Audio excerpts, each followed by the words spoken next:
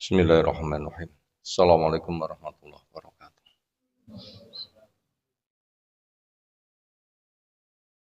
Alhamdulillahirabbil alamin.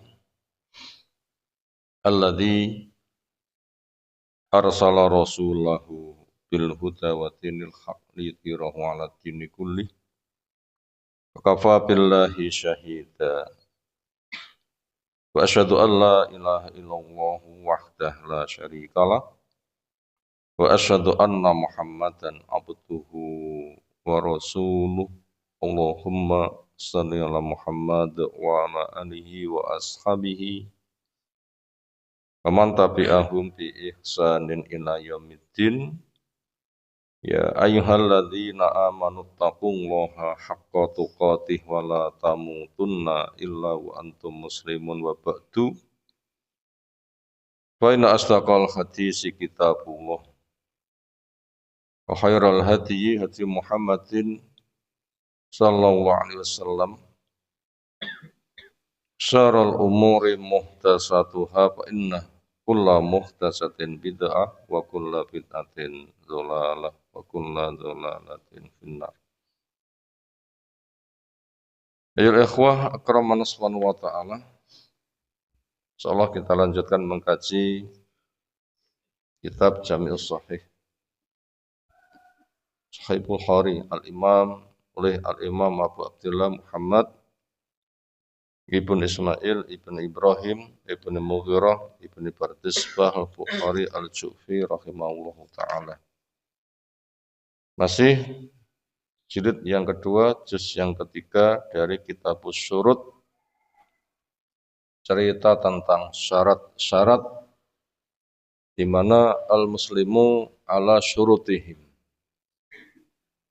Orang Islam satu dengan yang lain terikat dengan persyaratan yang disepakati oleh mereka. Bebas membuat persyaratan yang mereka terikat, tapi dengan syarat juga tidak boleh bertabrakan dengan ketetapan Allah.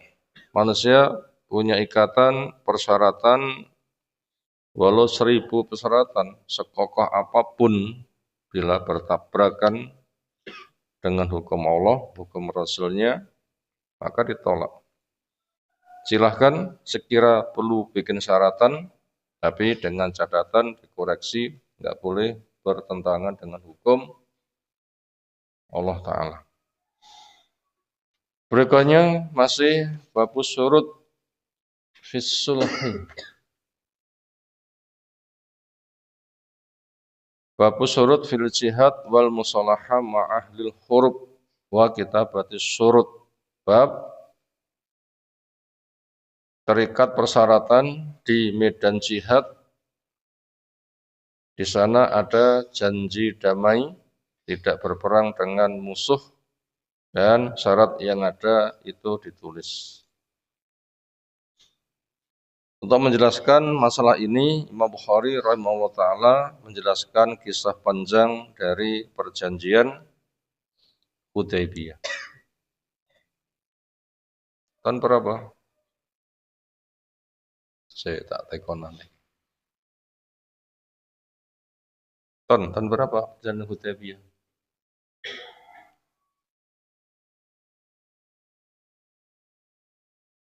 Ya, 1 sampai 11 Hijriah. Berapa, Din? Tahun berapa? Tahun 6 Hijriah. Tahun 2 Perang Badar. Tahun ketiga Perang Uhud. Tahun 4 Uhud kedua enggak jadi. Tahun yang kelima Perang Ahzab. Tahun yang ke-6 Perjanjian Hudaybiyah. Tahun ke-7 Umroh Qadha. Sekaligus penaklukan Khaybar. Tahun 8 penaklukan kota Mekah.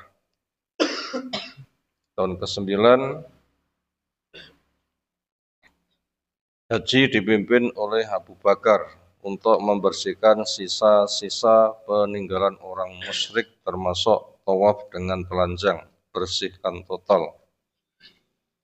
Termasuk ada kewajiban zakat tahun 9, termasuk perang Tabuk juga tahun 9. Kalau perang Mu'tah itu tahun 8 akhir. Kemudian tahun ke-10 Haji Wada, tahun ke-11 Nabi SAW meninggal. Semoga Allah menjaga kita semuanya. Nabi SAW dimimpikan, mimpi Nabi itu adalah wahyu,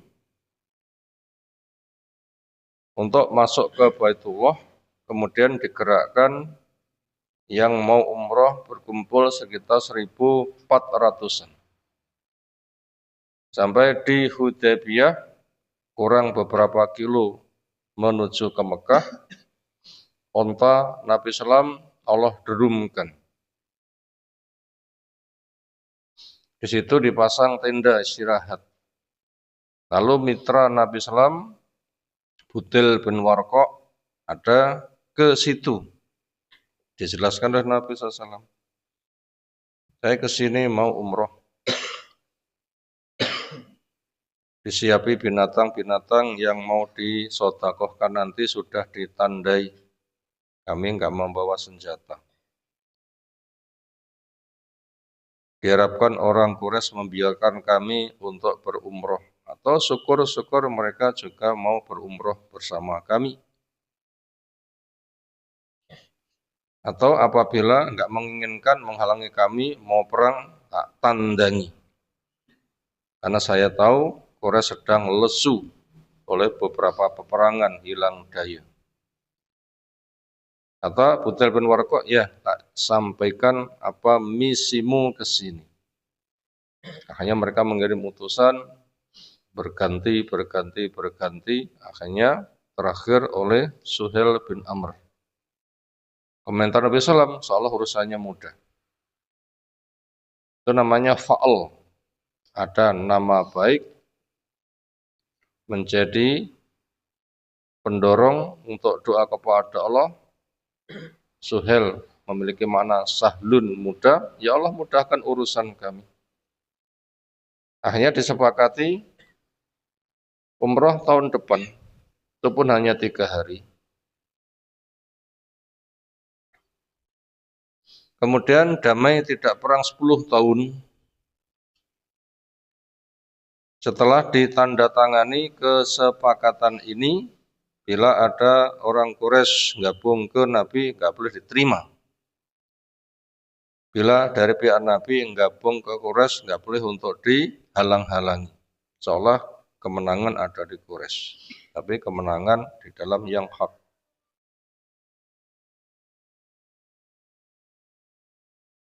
Itu diantara isi perjanjian damainya. Setelah ditandatangani, ada sekelompok perempuan keluar dari Quraisy untuk hijrah. Yang itu sudah kita baca kemarin. Ternyata mereka tidak masuk di dalam unsur yang disepakati. Kesimpulannya, perempuan ketika dicek hijrahnya memang lurus,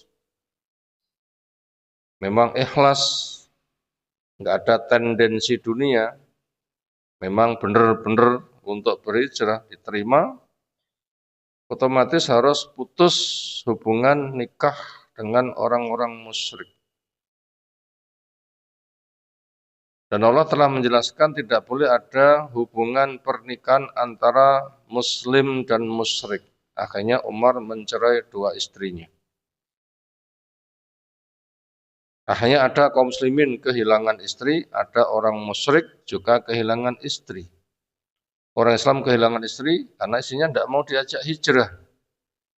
Orang musyrik kehilangan istri karena istrinya beriman, laki-lakinya tidak mau berislam. Lalu bagaimana berkaitan orang yang kehilangan istri, otomatis kehilangan harta dulu ketika menikah. Akhirnya silahkan orang musyrik yang kehilangan istri, maharmu berapa, sekarang diganteni, culno bojomu hijrah. Maka umat Islam bayar mahar kepada mereka perkara mudah, karena bisa dipercaya. Nah, orang Islam yang kehilangan istri, mana mungkin orang musyrik akan mau mengganti mahar orang Islam ketika menikah dengan istrinya. Lalu bagaimana solusinya?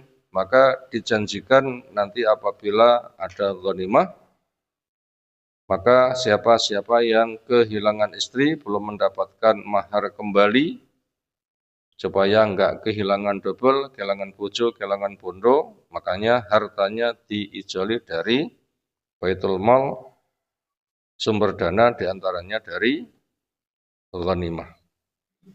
Kasus terakhir kemarin yang kita baca adalah itu yang jandanya Umar, salah satu dinikahi oleh Muawiyah bin Abi Sufyan dan yang lain dinikahi oleh Sofwan ibn Umayyah bin Khalaf. Terlebih kasusnya seperti itu, kemudian binatang-binatang yang mau disedekahkan disembelih, dibagi-bagi, lalu cukur dan pulang. Nah, sekarang kita lanjutkan bacaannya. Semua roja kemudian pulang. An-Nabiyyu sallallahu alaihi wasallam ilal Madinati menuju ke Madinah. Kasusnya selesai. Wajahu maka menyusul kepada Nabi SAW seseorang namanya Abu Basir. Setelah ditandatangani perjanjian damai, orang Quraisy bilang gabung dengan Nabi wajib untuk dikembalikan. Nah sekarang yang gabung namanya Abu Basir. Dia adalah rajulun min Quraisy. Bahwa dan dia muslimun sudah masuk Islam. Bagaimana sikap orang Quraisy ketika kehilangan anggotanya? Abu Basir diantaranya yang menyusul ke Madinah. Fa'arsalu maka orang Quraisy mengirim utusan fi talabihi untuk mengejar Abu Basir. Rajulani yang diutus dua orang. Fi talabi untuk mengejar Abu Basir, yang diutus rajulani dua orang. Akhirnya menuju ke Madinah. Ya tentunya perjalanan berhari-hari. Ini ringkas kata saja. Ketika sudah sampai di Madinah, faqalu utusan yang jumlahnya dua tadi mengatakan di depan Nabi SAW, al-ahda alladzi ja'alata lana. Muhammad al-ahda, penuh janji. Alladzi ja'alta yang telah kau jadikan lana untuk kami. Setelah ditandatangani perjanjian, bila ada orang Quraisy gabung denganmu, kembalikan. Ayo penuh janji. Nabi gampang-gampang saja. Bahasa gampangnya, ya wis, ambil dia. Hei fulan, pulang. Kamu dijemput. Mudah. Kenapa? Qasimin memenuhi janji. Perintahnya, aufu bil uqud. Penuhi janji-janji. Nah, itu belakang yang kepalanya nempel siapa itu. Nah, boleh berdiri atau wudhu.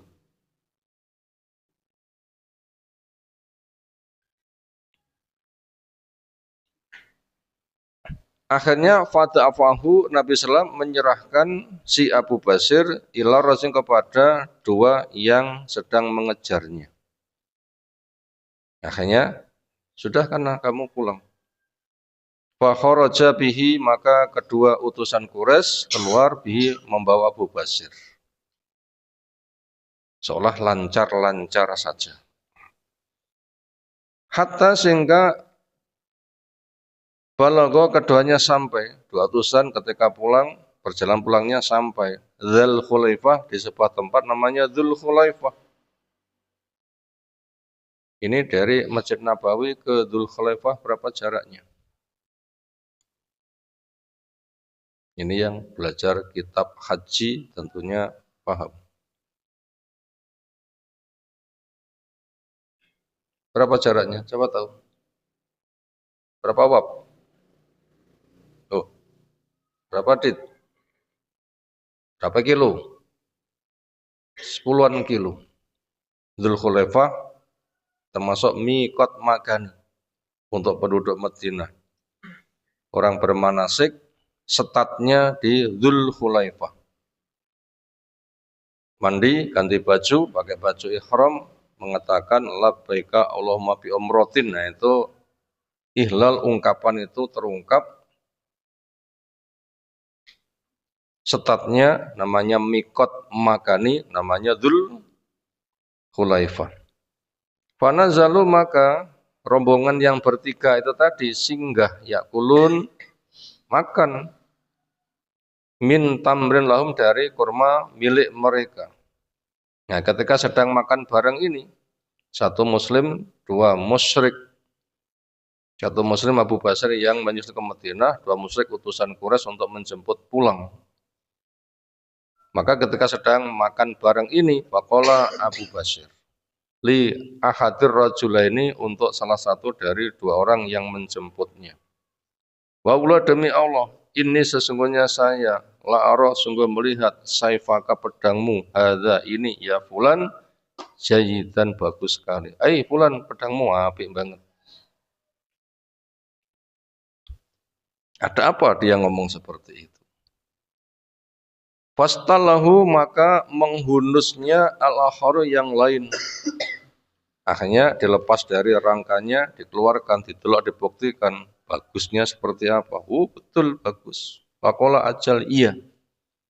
Wa Allah, demi Allah, innahu, sesungguhnya pedang ini la jayyidun, betul-betul bagus. Laqad jarabtu, sudah saya coba, bihi, dengan pedang itu. Untuk kepentingan perang, membunuh A, B, C, ternyata terbukti hebat. Semua jarabtu, kemudian saya coba lagi, saya coba berulang-ulang. Jarabtu bi, semua jarabtu.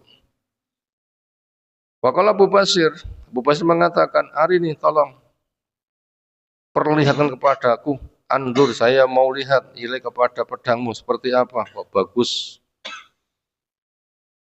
Fa'amkaunahu, maka orang tadi memberikan fa'amkanahu, maka Abu Basir menggunakan kesempatan minhu, dari orang ini. Begitu diserahkan, wa darabahu, ia gunakan untuk memenggalnya. Wah, pedangmu bagus sekali. Ya, begitu, sudah saya coba berulang-ulang. Jijal, rene tutono, aku tak ndelok. Deloknya. Begitu sudah terpegang, gunakan untuk membabat dia. Kata barota, sampai dingin. Apa Mar? Mananya dingin, Mar? Kena es. Apa mal? Mati. Gak bernafas, dingin, gak ada hangat badan. Karena barota itu mati. Nah, melihat kondisi ini, wa farro, dan lari al-akharu, yang lain, dua utusan, sing sitok wateni, yang satunya lari, hatta, sehingga atal Madinata, dia datang ke Madinah. 10 kilo melayu. Ini sudah kesel belum? Kira-kira ngantuk-ngantuk jak lomba lari gitu, ngantuknya masih enggak kira? Ayo, yang ngantuk berdiri lomba lari.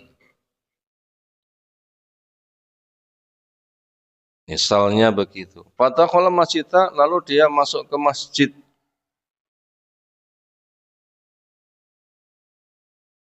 Yaitu memiliki makna melanggar, artinya masuk tanpa izin.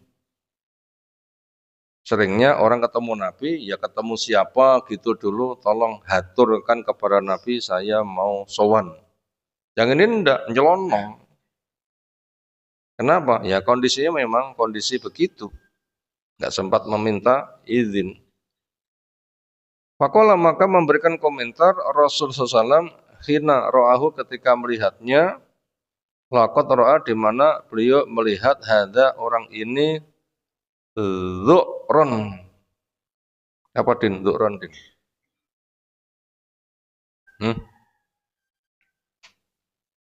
Ketakutan. Gemetar. Karena temannya bunuh, wah ini ya ciut nyali. Takutan. Falamman taha ketika dia sampai ilan Nabi kepada Nabi SAW, kala dia mengatakan, kutila wallahi sahibi, dibunuh demi Allah koncoku. Wa ini al-maktulu, dan saya juga akan dibunuh. Kenapa dia sumpah dengan wallahi? Karena fitrah manusia mengakui Allah, dan siapapun ketika bersumpah menggunakan nama Allah. Termasuk iblis juga sumpah menggunakan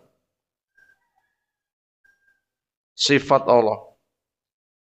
Biizzatika, ya Allah demi maha perkasamu. Dan itu sumpah siapapun, walaupun musyrik, kafir, itu sumpahnya sama demi Allah. Tapi itu belum menunjukkan ketauhidannya. Tapi itu merupakan pengakuan tauhid rububiyah. Karena punya tauhid rububiyah, nggak punya tauhid uluhiyah, nggak ada gunanya.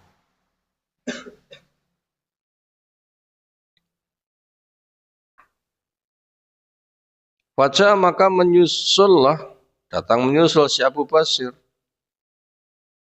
Maka dengan tenang dia menyusul di belakangnya. Faqala dia mengatakan, ya Nabi Allah, qad sungguh wallahi demi Allah, aufallahu, Allah telah menunaikan zimmataka tanggungannya, di tanggunganmu.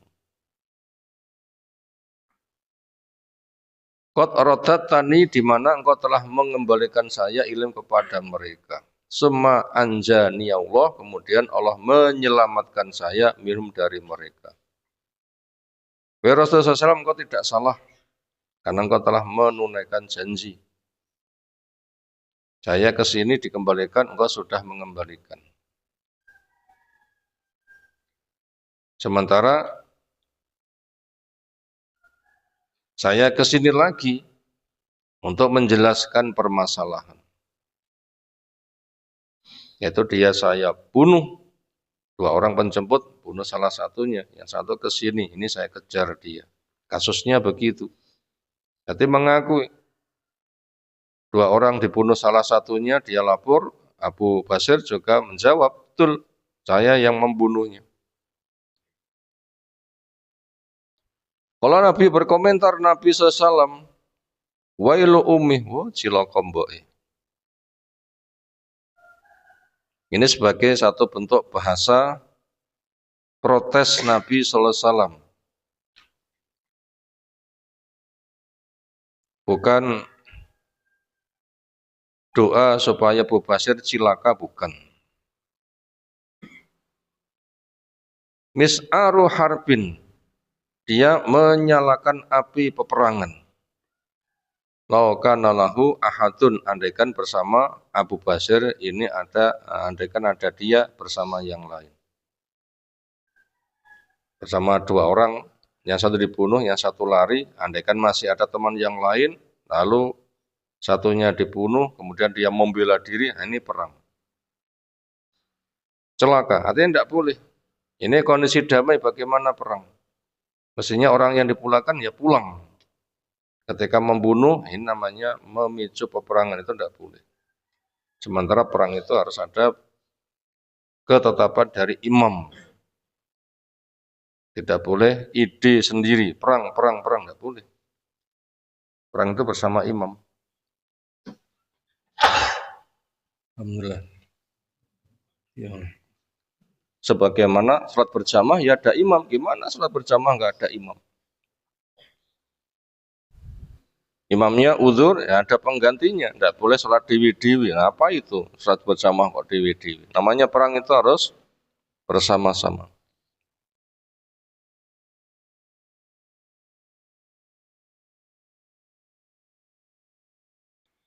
Walama sami adzalika, ketika si Abu Basir mendengar ungkapan Nabi ini, yang kesan si Abu Basir akan diizinkan dia tinggal di Madinah. Karena Nabi sudah menunaikan tugas, kembalinya di sini ternyata ide pribadi orang musyrik pun juga yang menjemputnya juga dia tidak berani menjemputnya. Nabi sudah menunaikan tugas, mengembalikan orang yang gabung, memang isi perjanjiannya. Kemudian saya kembali, sementara saya tidak dikejar oleh orang Quraisy, karena yang mengejar sedang ketakutan. Berarti kesimpulan dari Abu Basir, saya diizinkan tinggal di Madinah. Tapi jawab Nabi seperti itu menunjukkan nggak boleh. Falama maka tatkala sami'a, si Abu Basir mendengar dalika ucapan Nabi seperti itu, Arafah dia tahu annahu sungguhnya Nabi saya rodu akan tetap mengembalikan Abu Basir ilaim kepada Quraisy. Justru dia yang disalahkan. Nah, bagaimana sekarang Abu Basir? Fakhoroja akhirnya Abu Basir keluar. Hatta sehingga ata datang Saifal Bahri di pesisir laut. Karena yang menjemput ketakutan nggak jadi menjemput, Abu Basir yang nggak mau pulang. Kenapa? Oh, saya nggak dijemput gimana pulang? Saya ke Madinah juga nggak boleh. Akhirnya solusinya dia cari tempat lain. Pulang ke Mekah nggak mau, karena nggak ada yang menjemputnya. Bergabung kepada Nabi, Nabi juga nggak mau terikat perjanjian. Orang yang gabung dikembalikan. Sementara Abu Basir pulang ke Mekah, ya dia punya pertimbangan nggak mungkin. Akhirnya dia cari terobosan ke tempat lain, menuju ke Saiful Bahar, yaitu ke pinggiran laut.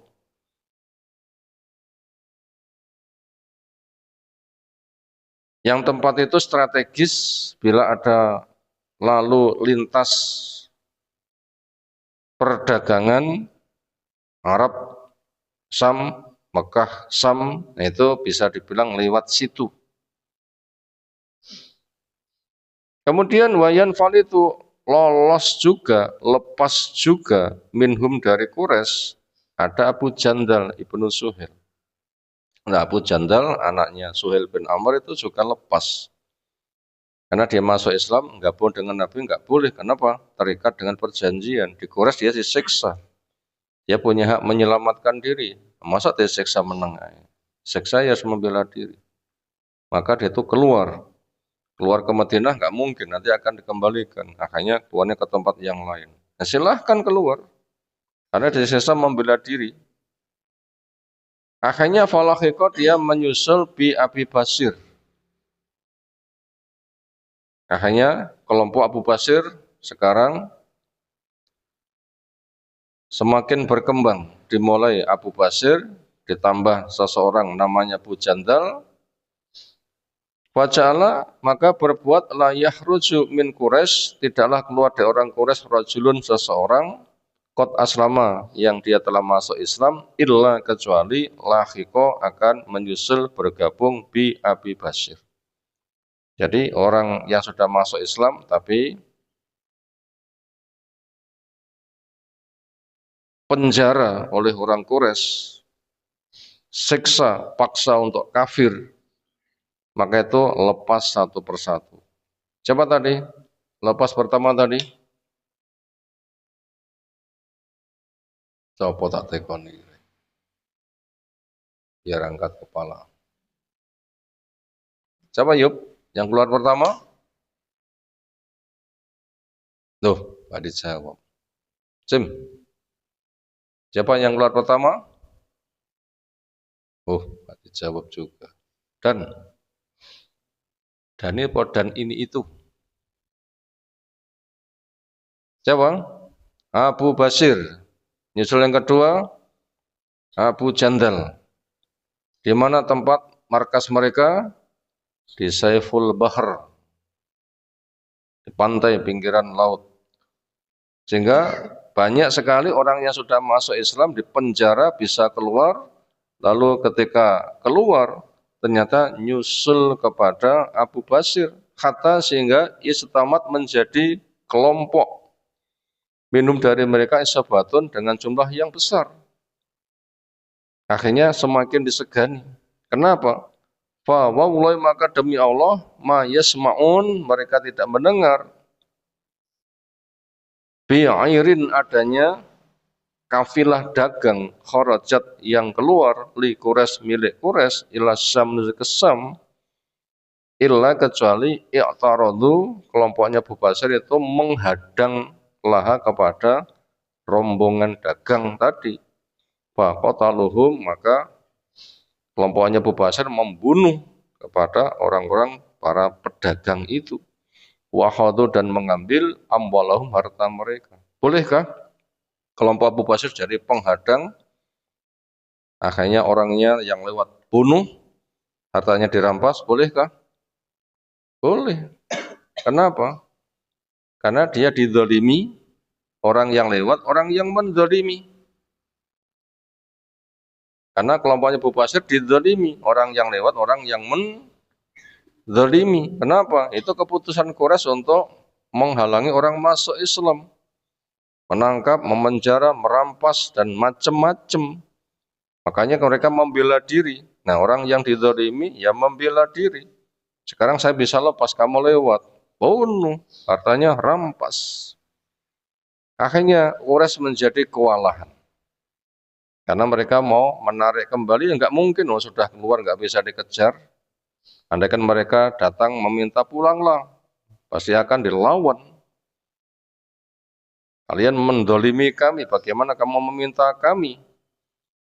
Justru kamu ke sini ya saya hukum balik, kamu mendolimi saya hukum balik. Akhirnya Quraisy kewalahan. Apa yang terjadi? Farsalat Quraisyun maka orang Quraisy mengutus ila Nabi kepada Nabi Shallallahu Alaihi Wasallam. Tunasyiduhu meminta kepada Nabi billah menyebut nama Allah warahim dan dalam rangka untuk nyambung rahim. Lama arsala tatkala Quraisy mengutus utusan. Demi Allah kami bersumpah atas nama nyambung rahim. Hei Nabi Sallam kami meminta. Hei Muhammad kami meminta. Ini utusan Quraisy. Faman atahu fahuwa aminun. Maka siapa yang mau datang kepada Nabi maka aman. Artinya kami tidak mengejarnya. Karena kami nggak bisa menangkapnya.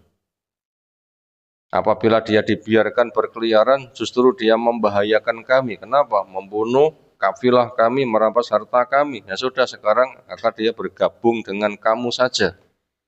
Akhirnya bergabungnya mereka itu, Nabi nggak ada pelanggaran. Kenapa? Mereka mengizinkan. Ini jalan keluar yang Allah berikan.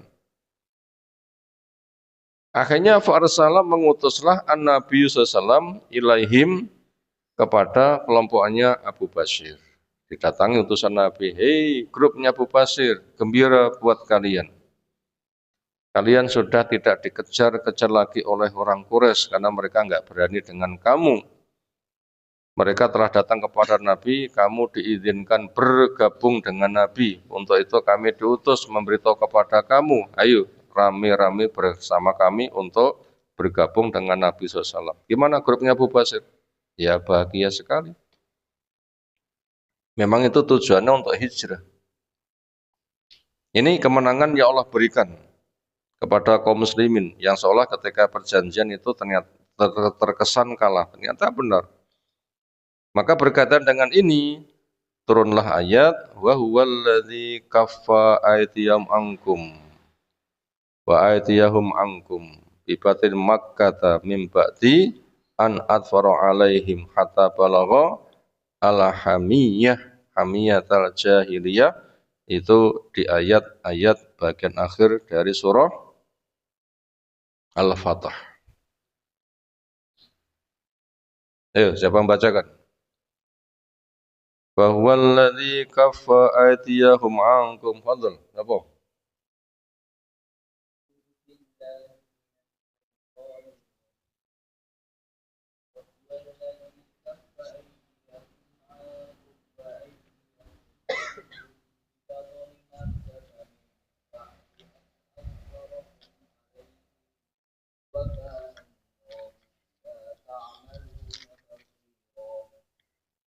Terus.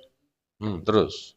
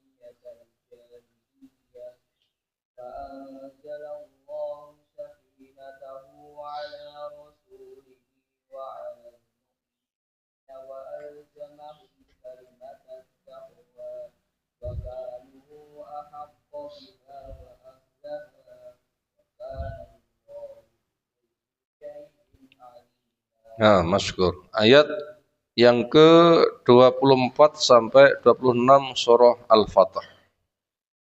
Wa huwaladzi dialah Allah zat yang kaffa menahan aitiyahum tangannya orang-orang musyrik angkum dari menyerang kamu. Wa aitiyakum dan juga Allah yang menahan tanganmu anhum dari kepada orang-orang musyrik. Artinya terjadi janji damai. Dengan damai, musyrik tidak nyerang kaum muslimin juga sama. Bibatani makata yang ada di lembah Mekah, yaitu dari perjanjian Hudaybiyah. Mimba'di an atfarakum alim setelah Allah memberikan kemenangan kepada kamu atas mereka. Termasuk kemenangannya ini.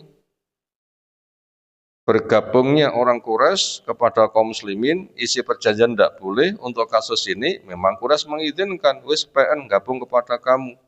Karena mau kami tarik nggak bisa, dibiarkan malah ganggu kami. Ya sudah, gabung dengan kamu saja. Allah yang membuat skenario semuanya. Itu Allah menyelamatkan kaum muslimin. Makanya orang tunduk dengan wahyu diberikan solusi. Wa kana Allah bima ta'maluna basira, adalah Allah maha melihat terhadap apa yang kamu kerjakan. Humul ladzina kafaru wa saddukum al masjidil haram. Orang musyrik itu siapa?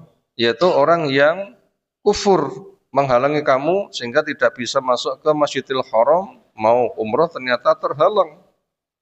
Wal hadiya ma'kufan ayyabluga makhillah, demikian juga kamu mau berbagi sedekah ternyata mereka menghalangi untuk sampai kepada tujuan. Orang yang melakukan penghalangan itulah orang-orang musyrik. Walau la rijalun mu'minun wa nisa'u mu'minat, andaikan tidak punya pertimbangan menjaga mukmin yang laki dan perempuan, lam ta'lamuhum, yang kamu tidak tahu mereka, niscaya kamu akan memerangi kepada orang Quraisy. Sementara orang Quraisy itu mukmin yang menyembunyikan iman itu banyak. Maka dengan perjanjian damai seperti ini nanti bisa dipilah. Yang kafir biar gamblang, yang beriman biar gamblang. Makanya tidak ada peperangan, maka dengan damai ini untuk menjaga nyawa-nyawa orang beriman yang lemah, yang menyembunyikan keimanannya. Anta ta'uhum fatusibakum minhum ma'aratum bighail.